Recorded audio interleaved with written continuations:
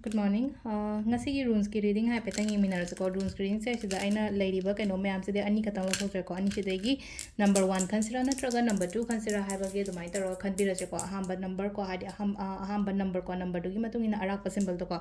number 1 khan bangai gi oina la ko sida symbol se ko si symbol am la e atuga number 2 khan bangai gi na hadi symbol this mine to ba symbol am la ko hadi ahamba symbol sen leina ko hadi respect kumba phangani ko engonda hai tar ko aina chatwa matham da mina welcome phazana ga tawbirapod hospitality na hasna ko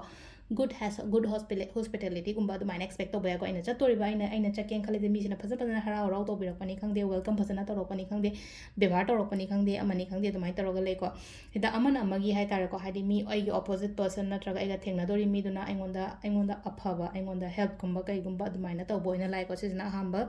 number 1 khan bangai ko number 2 dina musle ko number 2 sina p means protection hai tar ko hadi always protected oibodo aina chatoriba aina chatke na khaliba je hadi ai se dum